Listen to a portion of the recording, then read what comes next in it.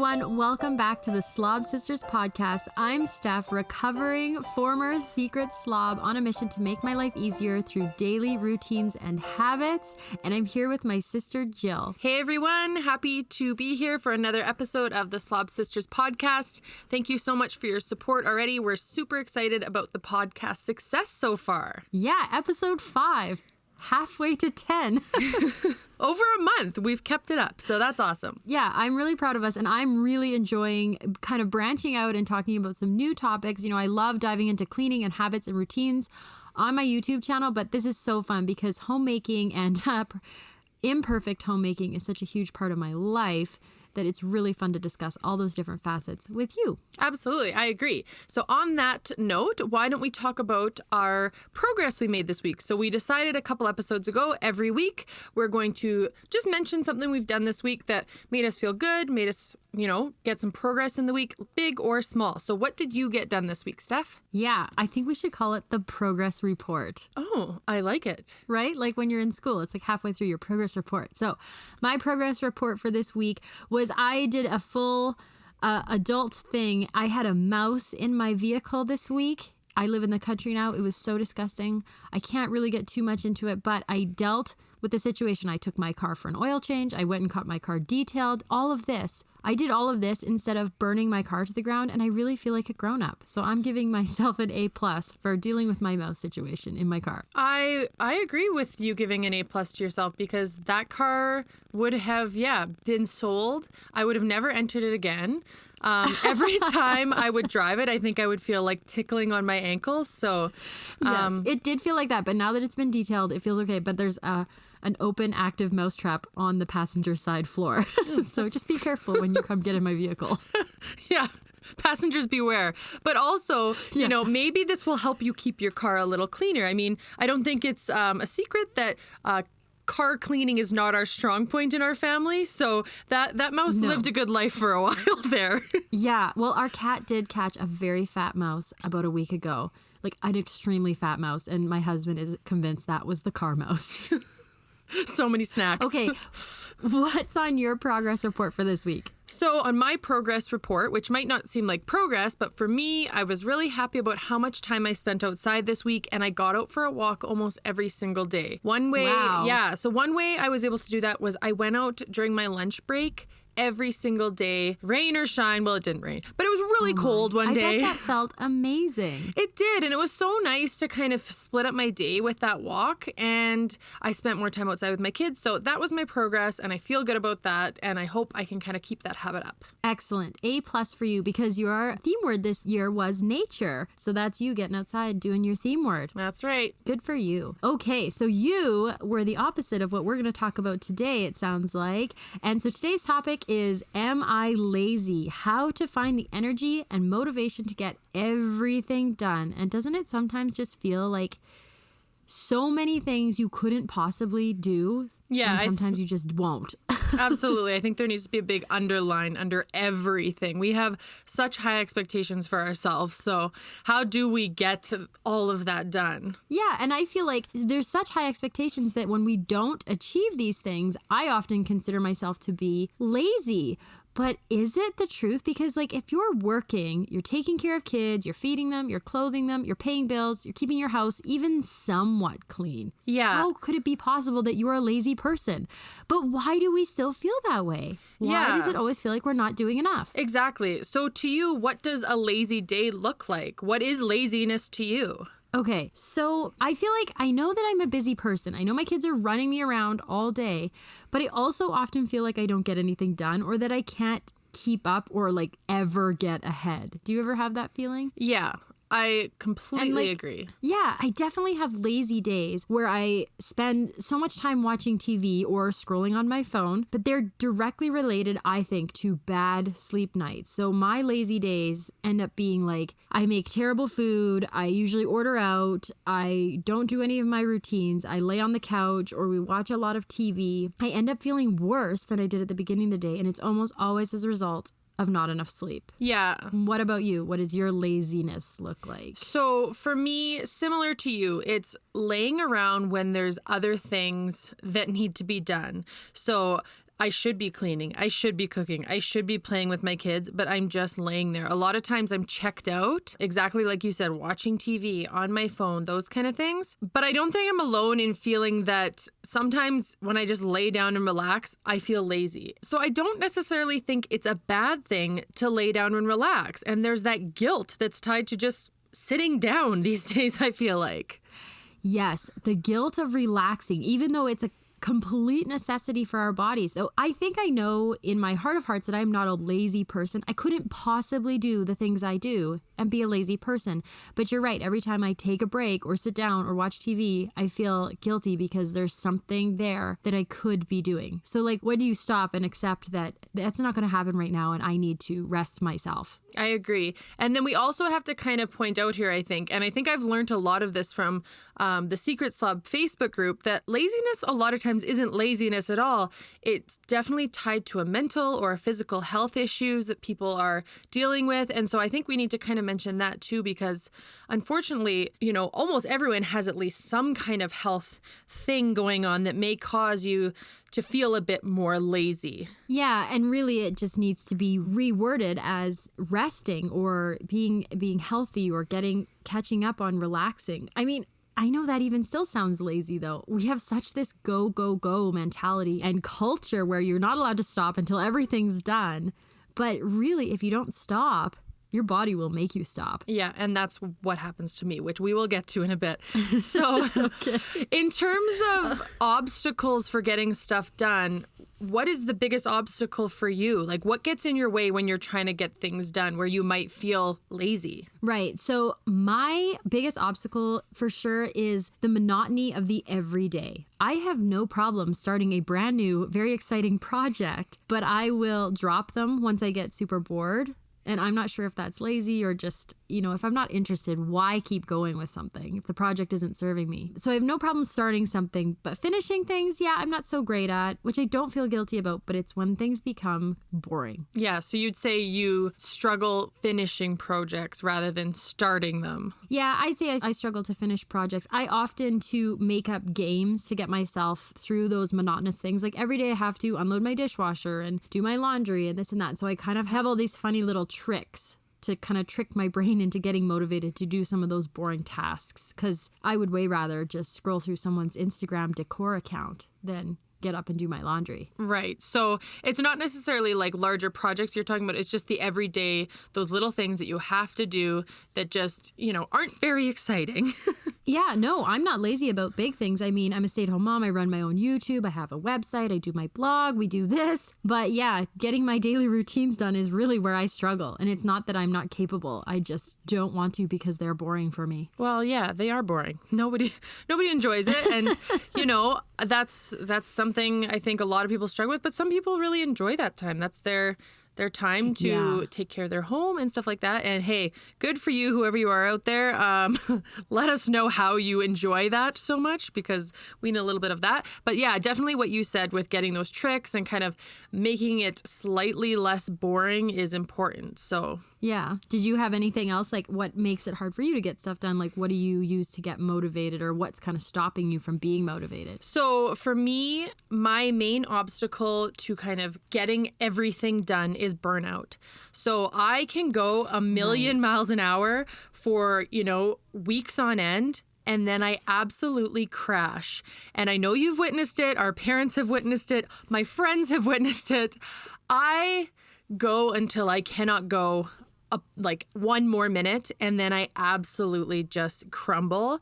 And it usually involves tears, and it usually involves, calling our mom over to help me. And that's really when my laziness shines. And because I just haven't given myself the time to rest. I'm just trying so hard to get it all done until I can't. Yeah. And then I just stop everything. So how far ahead am I? Because now I have to take 1 or 2 weeks and I do nothing at all to kind of just catch up on me. So yeah, and I've seen you do that. And I mean, when you're in your go mode, it's unbelievable how much you get done. Like, I watch you and I'm in awe, because even when I'm at my most productive, I can't go for as long as you go. Like, I'll be super productive for like 2 or 3 hours, and then I have my little mini crashes. I do sometimes take on too much, like you're saying, but I've seen you, and it makes sense that you would burn out. And I think it's hard because what a lot of people see is just you going.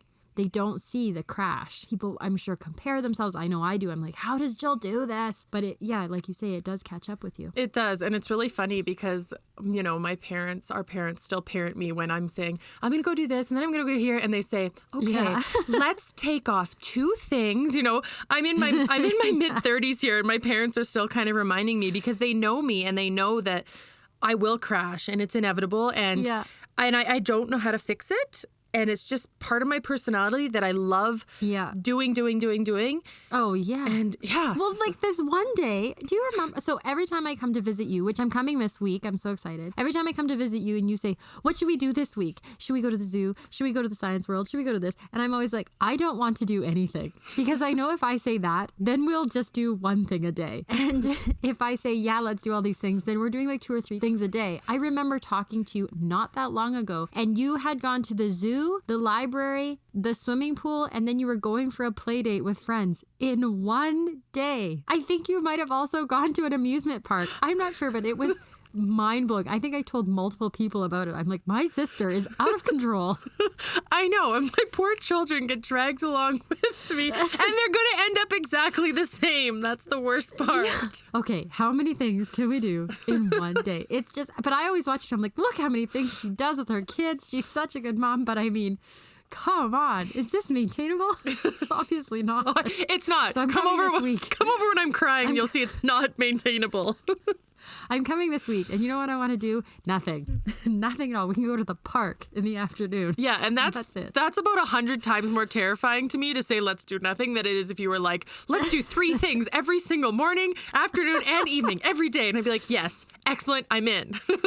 No way. I mean, I used to be like you a lot, and having kids put a huge break on that. And also my husband, he doesn't like to run around and do stuff, and he's always like, why are you doing all these things? And I'm like, why don't you want to come to the park with us? He goes, why do I have to go somewhere to play with my kids? I can play with them at home. I'm like, this is very true. Yeah. Why do we have to drag them all over the place? I agree. And you know what actually really helped me for a while? And it's kind of wearing off a little, but when COVID started, it really was hard for me. I was stuck at home, and that was a true test for me because it was hard. But I think I still kind of have some residual effects of learning how to stay at home, and I think I am better.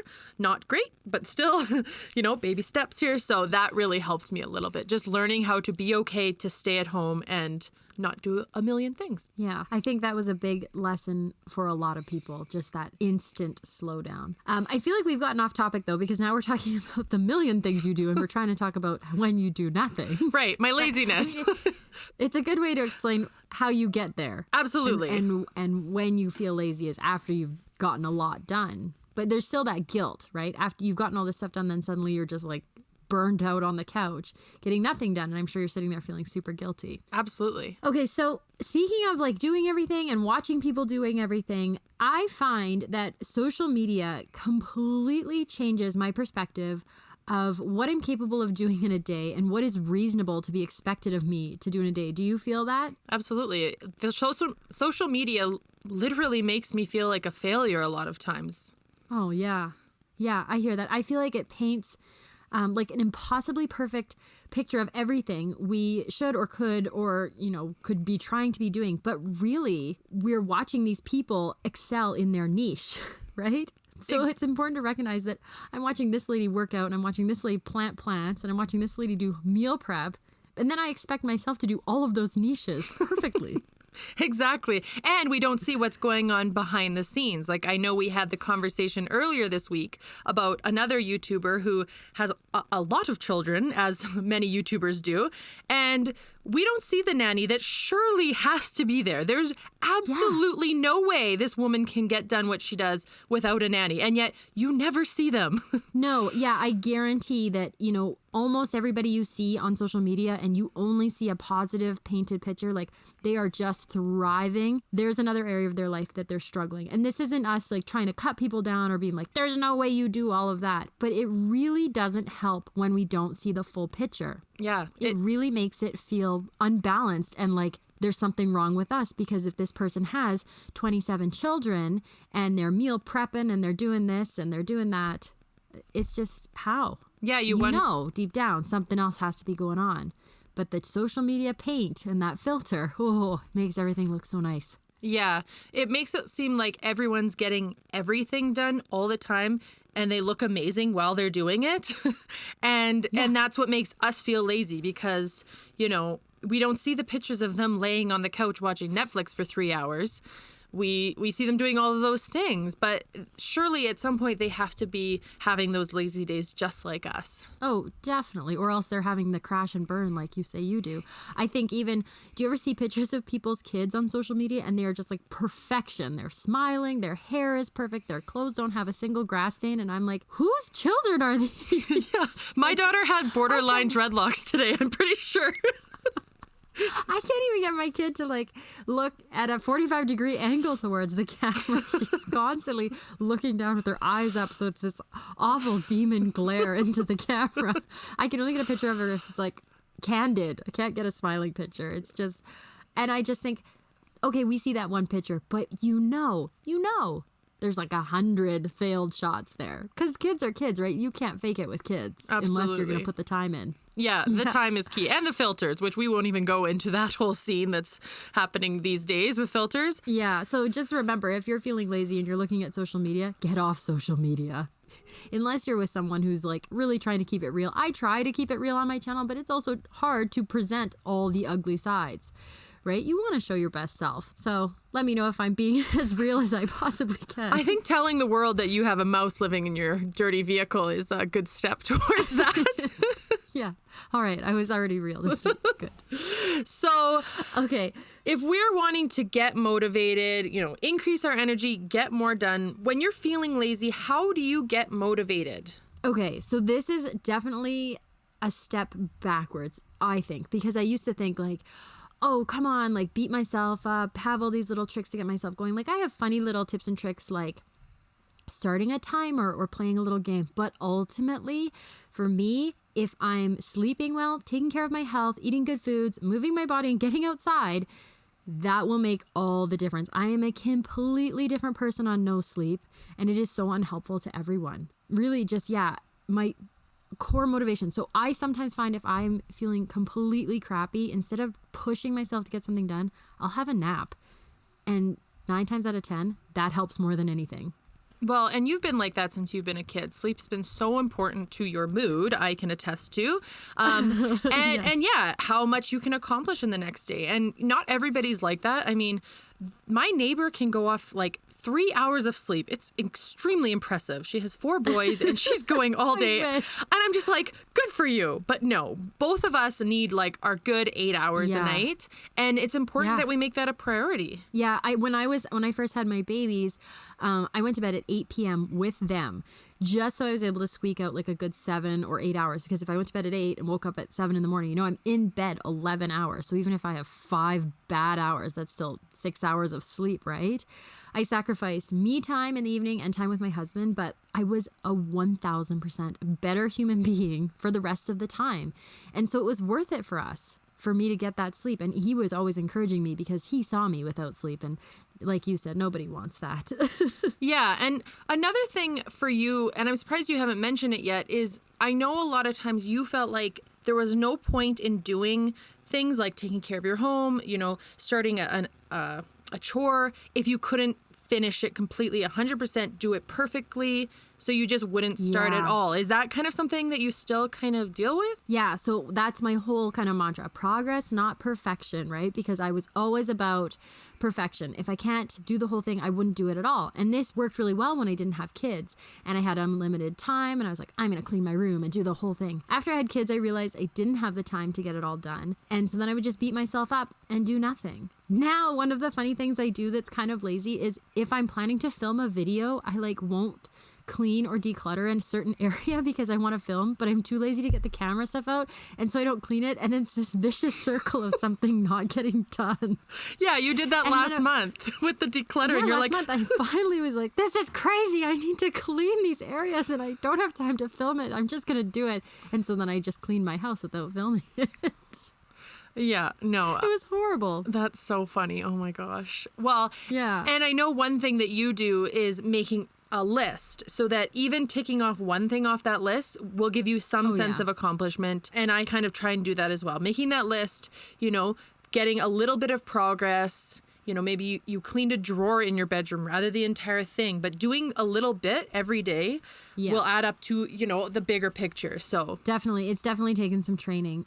What about you? How do you get motivated when you're feeling so lazy? Well, during my burnout times, I think I need to lower the expectations for myself. I need to forgive myself for those lazy days, and I need to continue on. I know a lot of times, and this kind of goes in all aspects of my life, if I have a bad day at something, whether it's, related to my fitness or my home care or, anything, if I have a bad day, I just throw in the towel a lot of times, and I want to just pick that towel back up and keep on going. A bad day is okay, and I need to be a little bit more forgiving that it's not always going to be 100%, and not every day I'm going to get it all done. But, I have a day where you do nothing, great. Tomorrow I'll do a few things, and that's fine. So to get motivated, I forgive myself for those off days, and I just keep trucking. Sure, but let's talk about keep trucking. Like, is there any way that you need to adjust the expectations of yourself, and the keep trucking maybe needs to be, 2 things a day and not 17, so that you don't fall into these massive burnouts and you can kind of, like you said, do a little bit and a little bit and a little bit? Like, is there a way you can adjust kind of your everyday maximum? Yeah, I mean, I think just being conscious that I need to kind of contain how much I can do in a day, and have a bit of a routine going, just like you say, do the few things in the morning that I can get done, a couple things after work, and then a couple things before bed. And having that system in place that works for my life. I go to work, so it looks a little bit different than your day, and that's okay. And another thing I have done in the last few months, and we kind of talked about whether I was going to mention this on the channel or on the podcast or not, but in the theme of being real, I actually have a cleaning lady. I have someone coming in to clean my house twice a month. It's awesome. Yeah, and totally understandable and expected, I think. It's so unrealistic to not have to ask for help when you are working a full-time job, or you just do not have the time, energy, or even the motivation. Who knows? If something is going on and you have to get someone outside in to help you, good, great. You know what? I took care of the mouse, and by doing that, I mean I drove it to the car detailer person and they took care of it. Like, right? There is always a time to ask for help. Yeah, and we have to be okay with that. I mean, a lot of times I tell people, I have a cleaner that comes in, but my husband works out of town and I'm by myself all the time and I've got 2 kids, and it's like, no. It's fair enough to just say, hey, I need a little bit of help in my house. Yeah. And so I pay for it with the money that I go to work and earn. End of story. Like, it shouldn't be a bad thing. And you know what I always say about house cleaners is that they are cheaper than couples counseling, because a lot of times house cleaning and, the state of the home can be a big point of contention in relationships, mine included.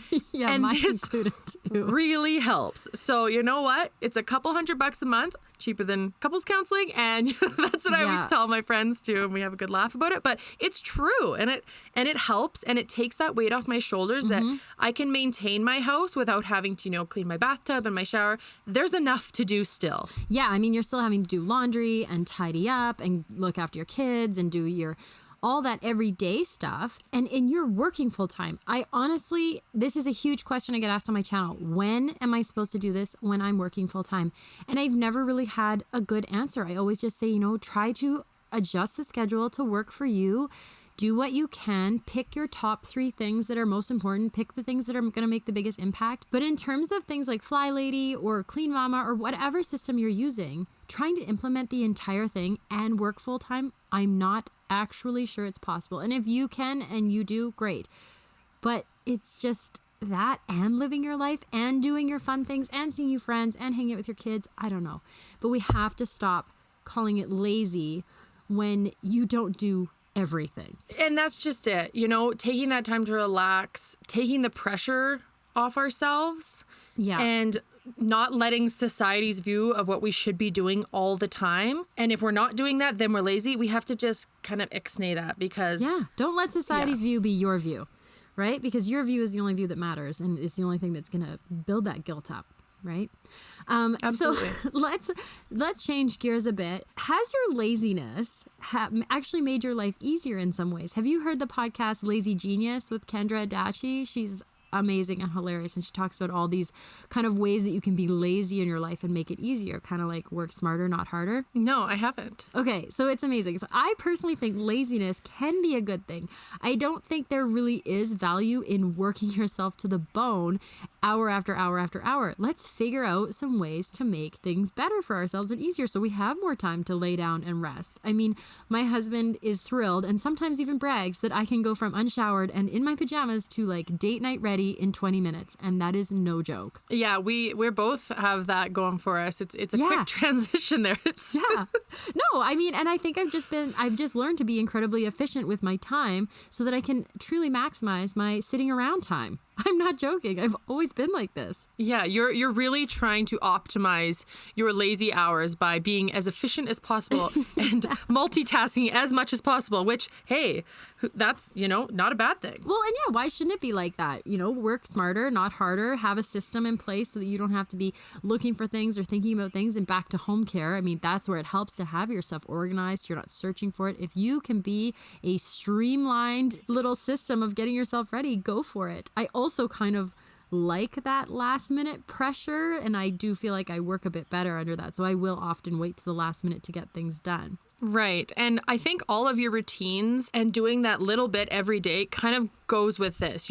You're working smart. You're doing just enough every day to maintain your house at the perfect level without going overboard. Yeah, and the perfect level being the level that works for me. I know my house probably isn't at a clean enough level for some people, and some people think my house looks immaculate. I do the exact amount to keep my house exactly where it's going to work for us. Yeah, I think that's awesome. I think you totally nailed it. It's looking at your own home, knowing what you need, not what social media thinks you need, what other people need, and doing just that, and then giving yourself a break afterwards and being okay with that. Yeah, I love this topic. I think homemakers can be so tough on themselves to get it all done and look amazing doing it, right? Like in Pearls, what do we talk about when your husband comes home with a drink waiting from that 50s handbook? But in most cases, on a lot of days, something has to give. And like you said, if you push and push and push, something will give and you'll be forced to take a break. So I say balance the lazy, get your recharge on, and then figure out a really efficient way to get the things done that you need to get done in your day, and don't feel guilty about it. Let's get rid of that guilt. There's so much of it these days. I mean, there's so many topics we could talk about when it comes to guilt these days, and that's just it. Let's get rid of that. So I'm really glad we talked about this today because I know I still have things to work on in this area, and it's always good to just give yourself that reminder to be kind to yourself and something to still work on. Excellent. I hope that you will pull back on your busy days, and then you can do a little bit more on your, off days and just fit the laziness in a little bit more. Yeah. Can we schedule that in? That should be on my to-do list. Yeah. Next, lay on the couch and watch Love is Blind. Absolutely. So it is now time for the segment of the episode for our funny stories. I want to introduce the funny story. Oh, okay. Explain that then. Okay, on that note, let's finish off the episode with my favorite part, which is our funny story. And we're taking turns. This week, it's yours. Yeah, so this is a very recent thing that has happened, event. So have you ever done something that you think is totally normal until you either say it out loud or tell someone, and then you're like, oh, wait, that's super weird. You mean like eating pizza off newspapers when we were children to save on dishes? Yeah. Yeah. Just kind of like that. Yeah, exactly. Totally normal things. So that happened to me just last week. I have had a really sore back, as we kind of talked about in last week's episode with the health fitness thing. So I went and saw my chiropractor last Friday because I was at my wit's end, and I went in there and I said, whatever you've got, lay it on me. Like, all the tools you have, I need some help here. My back's just been bugging me so much. So she cracked, popped, did all the chiropractic things. And that was my first time ever getting adjusted by a chiropractor. Oh, really? But not my first time at a chiropractor. So that night, I went to my girlfriend's house. There was 5 of us there. And I said, you guys, I'm so proud of myself. I finally got adjusted by a chiropractor. And they're like, oh, yeah, that's awesome. And I was like, yeah, I've been going to her for years. Oh. And I finally let her do some adjustments on me. And they look at me like I'm insane. And I was like, yeah, I just go there. And they're like, well, what have you been doing for the past few years? And I say, well, I go there and we talk about like what's going on. And then she usually like tells me what she wants to do. And I just say no and I leave. No way. Are you serious? So, and I pay for it. Let's just say, and they're looking at me. They're like, so you've been paying this woman basically for like, for like therapy for your physical injuries?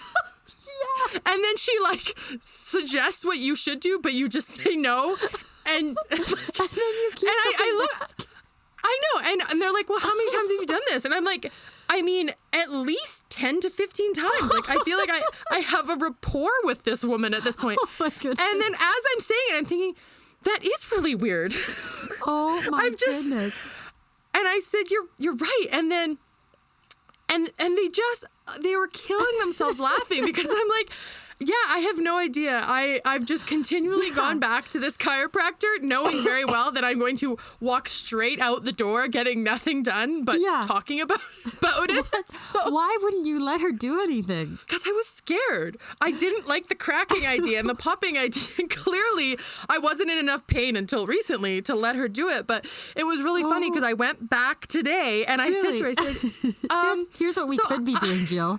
Oh, no, thank you. Yeah, basically that's, I was like, yeah, I hear what you're saying. I'm good though. Thanks for this. Bye. No, so I went back today and I said, what was it like today when you let her do it? No, I let her do it last Friday. That's when I told my friends that I was, and it was great. Okay. It was scary and it was awkward. What was she like? Was she like, oh really? I can touch you? Like, yeah, she was happy. I mean, I think she's probably just like, thank gosh, like this was getting really weird. Like, and I mean, it didn't seem weird to me until now I'm saying, I'm like, oh yeah, that is extremely odd. But I went back today and for a follow-up, I got more cracks, I'll have you know. And I told her at the end, I said, I told my friends when I left here that I was excited to finally get an adjustment. And they thought I was crazy. And she goes, yeah, you definitely took your time there getting comfortable. And I was like, oh, great. She thought I was weird, too. Definitely. So, you were definitely in there as that girl who just wants to come in and talk about it. Yeah. Can I just come in here and talk about myself and give you a lot of money to do it? Thank you. Imagine going to the doctor and be like, oh, I have this rash. Yeah, it's been bothering me for 6 months. And he's like, maybe you should take this cream. You're like, no, thanks. But I'll be back next month to tell you about how it's going. Like, I'll have a new problem next month that I won't want you to help me with. Yeah, I just need to keep coming back, so I'm just letting you know. So you can keep updating. My back still hurts. I know. It's very weird. I feel very weird. That's amazing. Thankfully, I have good benefits that have covered most, not all, of these appointments. But. Like, I just wonder if she thought you were, like, lonely or... You know what? I got there. My back's feeling a lot better. And I didn't die on the table. And that's what she said to me today. She's like, well, I'm happy you're still alive because I know you were questioning it. Oh my goodness. I was like, I know, okay? I can't believe you're going in the first place. Anyways. Oh, that's a good one. That's a really good story. That's the relationship I have with my chiropractor. She's very nice and understanding. So. I feel like you had a funny relationship with a massage therapist a while back too, but that's probably a story for a different day. Well, leaving it there is a bit weird. It's leaving everyone to their imaginations, but let's just stop there. Hopefully one day Jill will tell us more about her massage therapist friend. Yeah. Okay. Good to have a laugh. I hope you enjoyed this episode and you're going to give laziness a try, or at least try to balance it in your life a little bit more. Thank you again to everyone who listened in. Make sure to subscribe wherever you listen to podcasts and leave us a comment with any of your suggestions or just a funny story you want to share with us. Thank you, Jill. You're very welcome. Thank you. That was awesome. It was fun. I will talk to you again very soon. Sounds good. See you soon. Okay, see you soon. Bye.